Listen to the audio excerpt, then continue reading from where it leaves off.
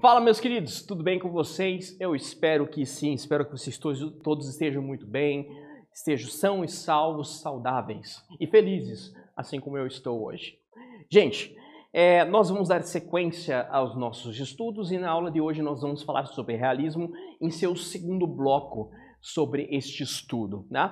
Nós temos que recapitular, na nossa primeira aula de realismo, nós falamos a relação do que fez com que os artistas se manifestassem. Lembrem, século XIX ele é marcado por diversos acontecimentos e um deles é muito importante para a realidade artística, que é a chamada Revolução Industrial, que teve início na Inglaterra, no Reino Unido, e depois se espalhou pelo planeta inteiro e hoje faz parte de quase 100% da realidade humana. Né? Então você tem a substituição da relação do trabalho. Anteriormente era o trabalho manufaturado. Então, a força para produzir um produto ou um serviço era uma força humana, uma força animal ou uma força da natureza que não era transformada. Por exemplo, utilizar um rio para fazer uma roda d'água e triturar grãos, utilizar a força do vento para fazer um moinho e triturar grãos.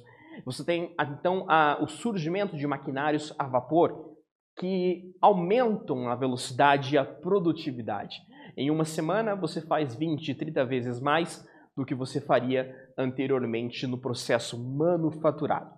É claro que essa relação do trabalho tem consequências muito impactantes na realidade do ser humano. Você tem pessoas que migravam e ainda migram da realidade rural, do campo, para as grandes cidades em busca de trabalho e de condições melhores de vida. Mas naquela época era meio sinistro, não existiam leis trabalhistas, não existia salário mínimo, era bem complicado, bem caótico.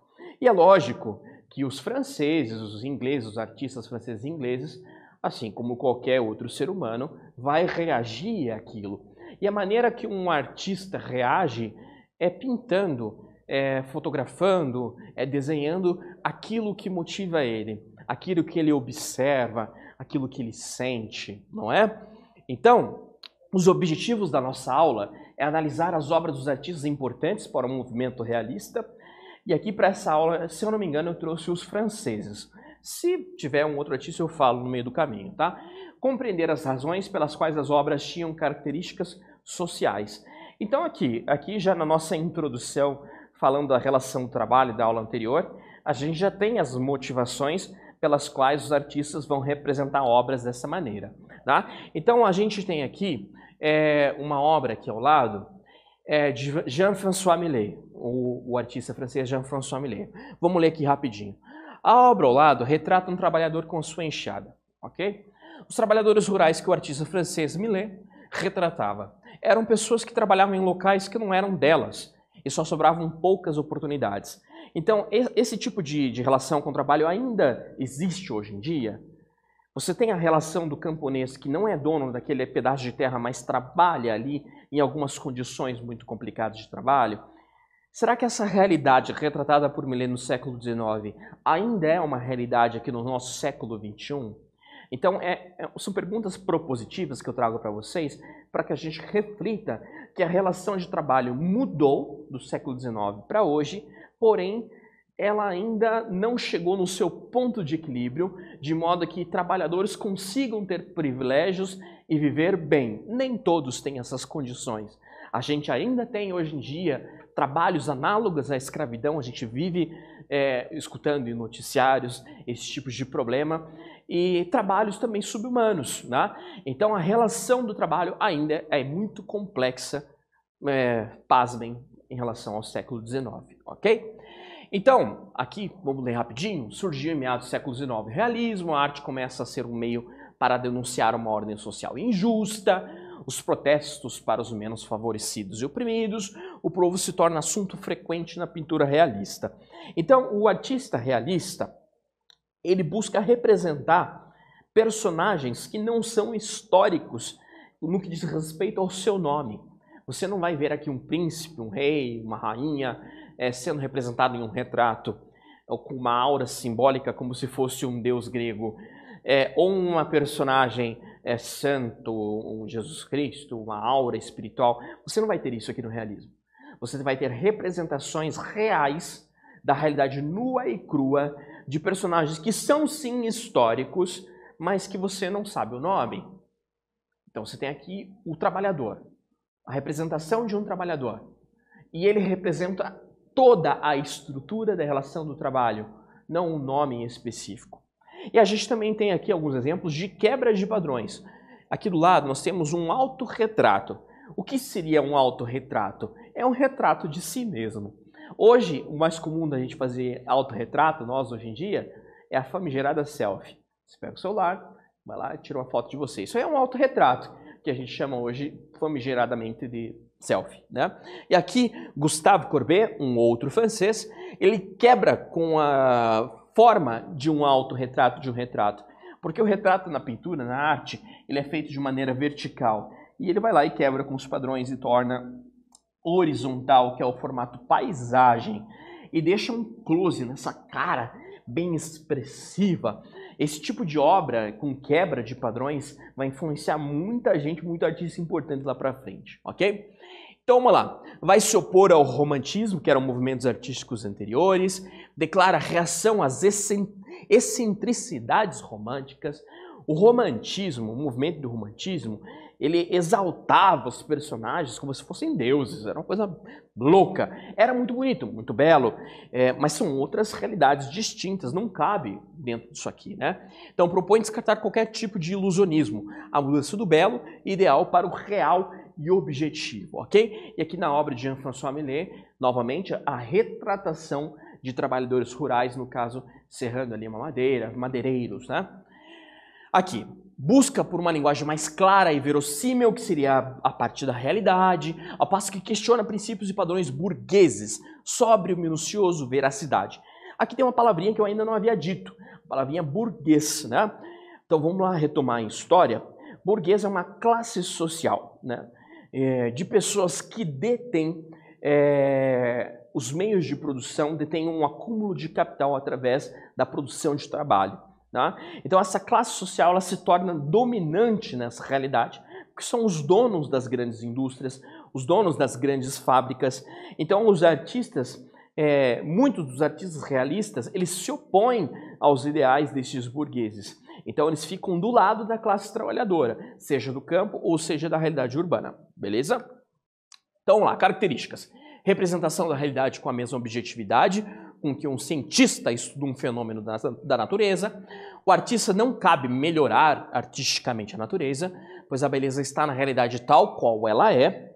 Aspectos mais característicos e expressivos da realidade, ok? Beleza. Então vamos para a nossa primeira perguntinha. Cite a temática mais recorrente utilizada nos trabalhos de Jean-François Millet. Já voltamos.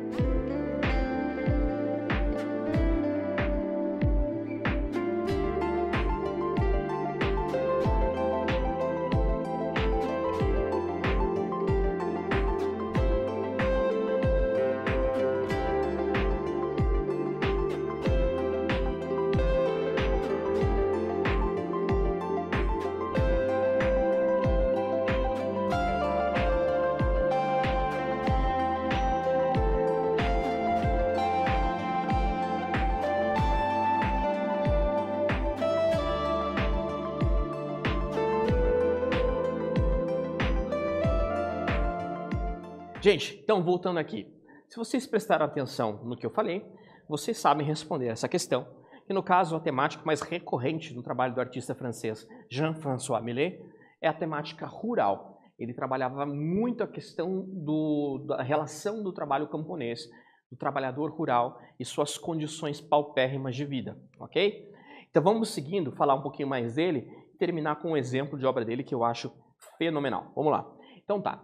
É conhecido como precursor do realismo. Na verdade, os franceses aqui, eles têm esse caráter precursor, mas eles ingressam com tudo no realismo, né? Na década de 40 do século XIX. Realizou pinturas que abordavam temáticas ligadas a paisagens, cruzadas com certa atenção pelos conteúdos sociais e humanos da vida rural. E aqui tem uma breve frase dele. Fazer com que o trivial servisse para exprimir o sublime, ok? Então aqui a gente tem a obra-prima de Jean-François Millet, que seriam as respigadeiras. E aqui eu vou até alargar o passador de slide para que a gente analise com calma essa obra, tá? Você tem um plano geral que mostra todo o campo, a realidade rural, tá? Seriam plantações, ok?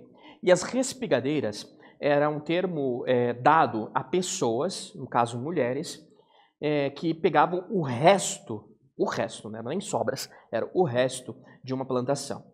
Então, depois de ter passado toda a colheita, os maquinários de colheita, as pessoas que faziam a colheita, o que restava ali no chão, vinham essas mulheres camponesas extremamente pobres e pegavam o resto. As respigadeiras era o nome dado a esse tipo de pessoa. Repare que nós não temos com exatidão como saber como é o rosto dessas pessoas. Então, Jean-François Millet, ele tinha um cuidado de tratar simbolicamente essa relação da pessoa com a sua condição de trabalho. Você tem uma pessoa anônima, a gente não sabe como ela é, ela esconde o rosto dentro da sua vergonha. A relação também da roupa, é curioso de ver ao longo da história que as roupas coloridas sempre foram para as pessoas mais ricas, enquanto as roupas com tons terrosos eram para as pessoas mais pobres. Por quê? A tinta, um pigmento para roupa, tintar a roupa, não era um processo barato. Então você tem todo esse simbolismo, a relação rural, a relação do trabalho, a vergonha em não mostrar o rosto e tudo mais. É algo muito simbólico, muito forte, que traz realidade nua e crua, ok? Vamos lá então para a nossa segunda perguntinha da aula de hoje. Quais eram, aqui está errado, quais eram, professor Bruno, os objetivos por trás da obra de Millet? Vamos lá, responda para mim, por favor.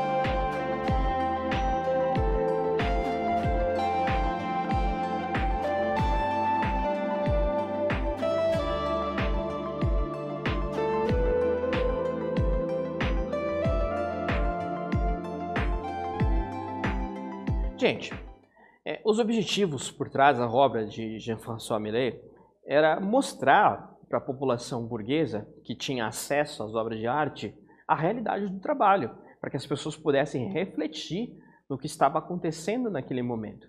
Então são obras que impactam visualmente e reflexivamente até hoje. Tá? Então esses eram os objetivos por trás da obra de Millet, beleza? Então vamos ao nosso segundo francês aqui, Gustave Courbet, que eu citei ele no início da aula mostrando o seu autorretrato, né? Então por volta de 40 do século XIX, passa a frequentar cafés de Paris. Então aqui a gente tem a relação do lazer, né? Locais de lazer como cafés, restaurantes, que até então tinham um determinado tipo de envolvimento, de funcionabilidade, e aqui você tem um crescimento desses locais por conta do êxodo para as partes urbanas. Paris cresce absurdamente, né? E reunia um grupo de artistas. Isso é bem comum na época, assim, e até hoje, dos artistas se encontrarem nesses locais. Então você chega à conclusão de que boa parte dos artistas não pertenciam à realidade oprimida daqueles trabalhadores, até porque estavam ali em seu ambiente de lazer, por exemplo, né? Boa parte deles não. Tá? Ainda na década de 40 faz uma série de autorretratos, entre ele procurou retratar suas telas temas da vida cotidiana, principalmente as classes populares. Né? Então um breve trecho da fala dele, faço da pintura histórica sobre a vida real. Então assim, Gustave Courbet, ele trata da vida rural também, mas também trata da vida urbana, ele trata do trabalhador em geral. E ele é muito crítico à relação do trabalho, e ele se alia aos ideais de Karl Marx. Ele lê o Manifesto Comunista de Karl Marx e ele fica vislumbrado com essa possibilidade dos trabalhadores terem em suas mãos os meios de produção. Então o trabalho dele, a relação da obra dele é diretamente influenciada por esses termos, ok? Beleza? Então a gente tem a obra-prima de Gustave Courbet, Os Quebradores de Pedra. Essa é uma obra, gente, que ela não existe mais, né?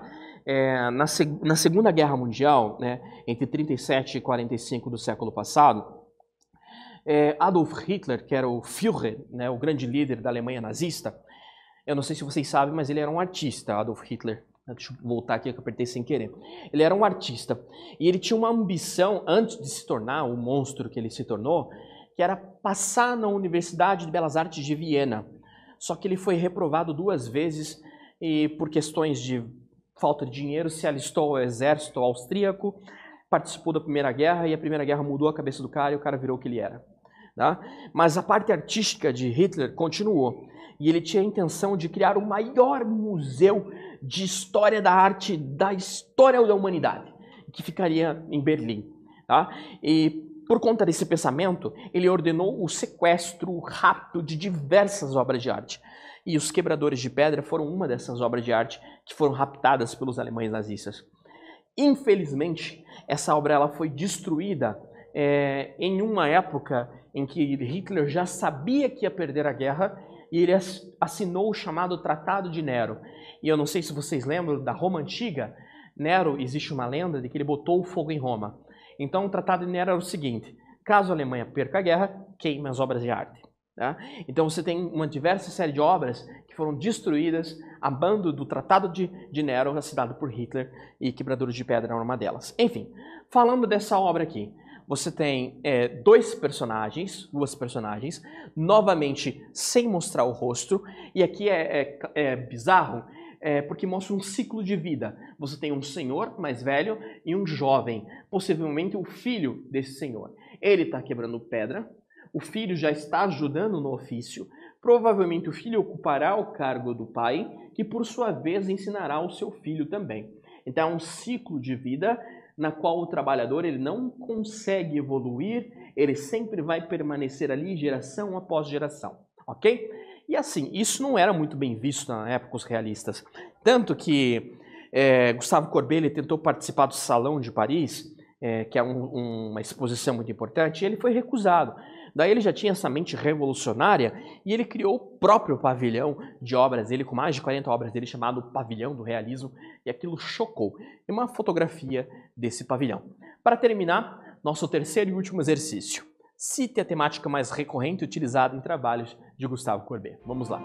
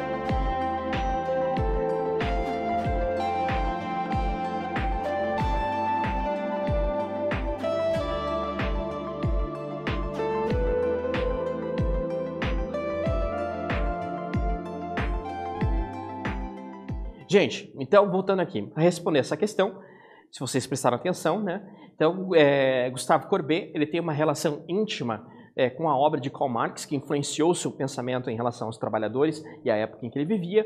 Então, isso, consequentemente, fez com que ele produzisse obras voltadas para essa temática, ok? Então, o que é que nós vimos na aula de hoje?